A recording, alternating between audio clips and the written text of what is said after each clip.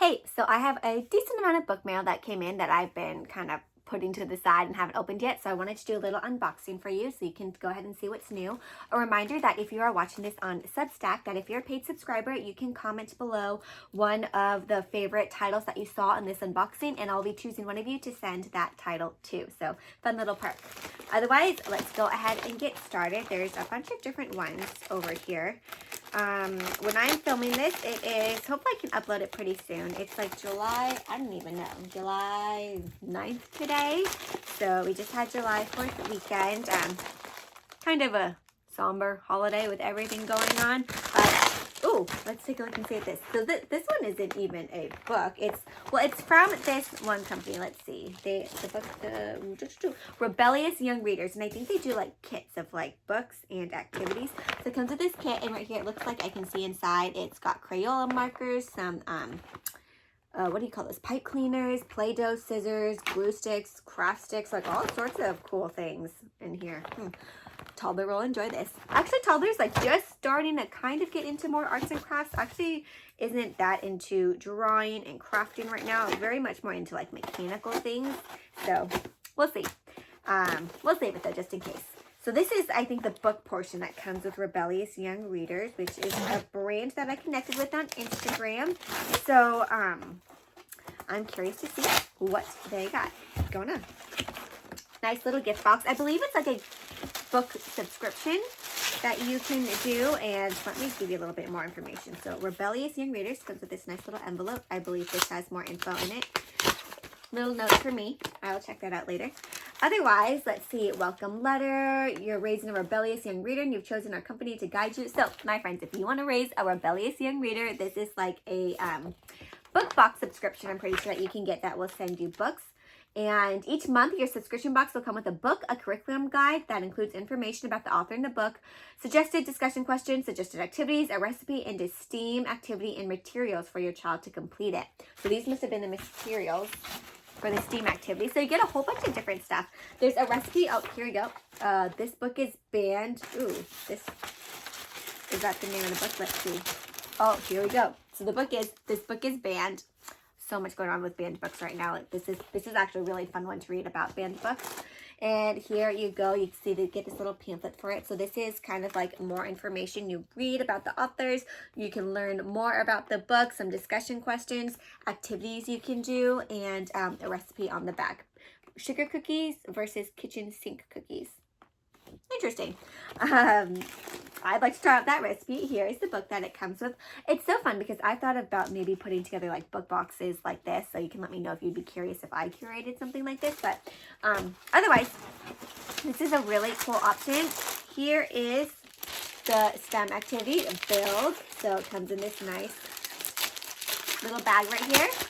And let me see if I can give you a little preview as well. So it has the instructions here, like little worksheet to guide it. And then here are some more materials that you can use to go along with it. So very cool. And it even comes with a nice little bag right here. Rebellious Young Readers, support your local library. We are huge library fans. I will be using this. Oh, it has like a little checklist of books here that you can get. Okay, so that comes in this little book box subscription, so it's like a little sneak peek, which is super fun. If you are subscribed to any book box subscriptions that you really love, let me know, because there's a whole bunch of them out there. I don't typically do them because we get a lot of books from publishers, but this seems like a fun one that will curate, send you one book a month with a bunch of activities. And a great one that has like, books for, it seems like very like social activist types of books. So that was the first one.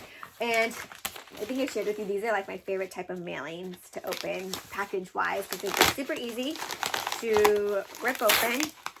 And except this one takes extra. Okay, let's see what we got. Oh, from Charles Bridge, lovely publisher. Woman on a Mission, the remarkable heroes who put men on the moon. So of course, women always behind the scenes, but are usually largely responsible for all the success that men have. So let's give them their due credit and write the whole book about them and all of the things that they did to help put the man on the moon, which wouldn't have been possible without the woman. So men need to remember that sometimes, right? Okay, so it goes into all the women who helped out. So let's see, we have Neil couldn't have walked on the moon without Phyllis, Hazel, and Catherine. With determination and grit, these women and others calculated, welded, stitched, and engineered. So you learn about the women behind the scenes who helped this whole first man on the moon happen. That one's from Charles Bridge Publishing. I'm gonna set this aside, just trying to make it not so messy. This book studio gets pretty messy, so try to take out the recycling as soon as it's ready, but that does not always happen. So as I'm opening this one, we are actually headed on vacation soon to Guam. I don't think I've shared that yet, where we've gone. I think I've kind of mentioned we are going somewhere on vacation, but we are headed to Guam in a couple weeks, end of July, the last 2 weeks in July. So we're really excited, and I'm a little bit worried about the airplane ride because it is very long. Hold on, let's do the book first. The Metamorphosis of Bunny Baxter. This looks like a middle grade book. I don't often review middle grade, but I do receive them, and I usually share them in my stories more, or if I happen to be reading it as my own personal read. If Bunny Baxter were an insect, she'd have so many ways to slip through 7th grade unnoticed, but she's tall instead of tiny with flaming red Medusa hair. She suffers from social anxiety, which makes it hard. And worst of all, she's been redistricted to a new middle school, away from her best friend, and she can't hide behind her anxiety anymore. So the first day of school, she accidentally causes an uproar, which lands her and another girl in the principal's office. And so she can either get expelled, so she can transfer to the school with her best. Besides, there's only one option to get expelled so that she can go back to her other school. She soon discovers that it isn't hard to get in trouble. Don't turn in your homework, walk around the track instead of running, pretend you deliberately hit someone. What isn't so easy is realizing she now has a reputation as a troublemaker. And even more confusing, when it looks like her plan to get expelled might work, she's no longer sure what to do. That was kind of a long synopsis for me to share, but I just wanted to give, the idea of what the book is about. I'm going to add this one, I think, to my own personal reading list because I'm curious what she's going to do. I was so scared of getting in trouble when I was in school. I was very much a rule follower, so don't know about you. I don't think I'd have the guts to do that and to get into trouble. But I was sharing that we're going to Guam, and I'm a little nervous about the plane because usually when we do these long flights, we go on overnight flights. But this time, our flight, because it just worked out with like the shortest layover, is first thing in the morning. So we'll see how we do with a toddler and a baby first thing in the morning on a 6-hour flight to Hawaii, and then from Hawaii to Guam. All right, Island Storm. This one is from Holiday House. So many natural disaster things happening. A powerful thunderstorm is brewing on the island. Leaves whisper and branches shake. 2 brave siblings bear witness, pulling each other through the woods and along the shore. They'll find shelter soon, but not yet. First, they want to feel it all. It's about them kind of enjoying nature. It seems like, so this isn't like a scary storm, more like a explore nature and appreciate the power of nature kind of storm and experience it. And when I was younger, I used to love going out in the rain. I remember when I taught 1st grade, it was raining really hard and the kids were super curious. So we took a break from class and we just stood outside and under the awning and just watched the rain, and the kids were thrilled. They loved that. Okay. Next we have, the moving book and, bonus copy of Island Storms. I do sometimes get multiple copies, actually somewhat often. And usually I save these duplicate copies for giveaways, or I add them to the donation pile. So that will be added to a donation pile or a giveaway. The moving book, I actually also have a copy of this one, so also will be going to the duplicate pile. But I am prepping a collection about moving. A lot of people have asked me about that. Books to help support kids who are moving, and this is a great one. I don't know if you know the airplane book, and I think they have the hospital book too, but a great one to just help guide kids through moving. So I'll be sharing more about this one soon. You will see it in an upcoming reel. I did a moving thing because I also want to share on Substack, in a post, a little bit about our own move. Earlier this year, we moved in January to our first new home, and it was very hectic because if you don't remember me sharing in my stories, we moved basically into our new house the week before baby was born. So we moved in on Friday, and she was born the following Thursday, and it was a do not recommend moving with being 9 months pregnant. Pretty much that is was not fun. Kudos to husband who did all of the packing and unpacking and boxing everything up and cleaning out the apartment. I was zero help, but I was growing a baby, so I think that is equal if not more in terms of labor. All right, another middle grade, Stitch. This one looks like it'd be a great one for a Halloween time, October coming up. He looked at me and said, "Monster, what does it mean?" Stitch and his friend Henry O were brought to life by genius Professor Hardacre. When Professor's wicked nephew takes over the laboratory, they must escape into the world. Oh, so great one for Halloween. So no illustrations, but seems like a middle grade reader. Let's see what else we got. So we finished that little small pile. Oh, this one has the pink envelope. So we'll be spending 2 weeks in Guam, and we do have a small reason for going there, but also just for vacation. It'll be baby's first time on an airplane. We got our passport. We also went to get global entry, if you're aware of that. It's like TSA pre-check, but for international travel, which is interesting because Guam is actually a territory of the U.S., but to come back from Guam, you do need a passport to like re-enter California. It's kind of strange. All right, Kisses Are Invisible. So this is from Tilbury House Publishers. Kisses Are Invisible. Let's see. In a world that is sometimes wonderful and scary, Theodore learns that you can most count on things that are often invisible. Theodore goes on a search for all the invisible things he can find, wind, music, warmth, until he can't find another one. But as Mama tucks him in with snuggles and a kiss, he identifies the most important one at all. So talking about like the invisible things that you can't see. Some of the things that are always there are invisible. That's a great concept to look over and talk about with kids. What are invisible things you can't see but are always there? Love that. Gus the Bus. Sleeping Bear Press. So this is actually, I think, a little stack from, oh, that was Tilbury, and then these ones are for Sleeping Bear Press. Gus the Bus. So do you know the feelings when you discover something amazing? Gus has that feeling. They take a city bus on an outing. He realizes he loves the bus. In that moment, he wants to learn everything about buses, and finally he gets a chance to ride a bus in the big city and is able to show off what he knows. This is the little boy. Oh, if you have a vehicle lover who loves buses, this is going to be super fun because it looks like he wants to learn everything about buses. Super cute. Wants to learn. Oh, sorry. I was just checking because sometimes like books like this also say that it might be like neurodivergent character who like gets like really focused on one thing, but I don't see any mention of that. But if you have a little kid who also gets fixated on certain things or likes deep dive and gets all into different things like vehicles, that's a great one. My little one is very into cars right now, and buses, and taxis, and garbage trucks, and fire trucks. My name is Eileen. When Eileen starts school, none of her classmates can say her name. Okay, so this is a great one about names and appreciating your name, even if it's different. So back to school season, I always do a collection on names. So very excited to add this one. I'm also going to put it to the side, so don't forget to add that.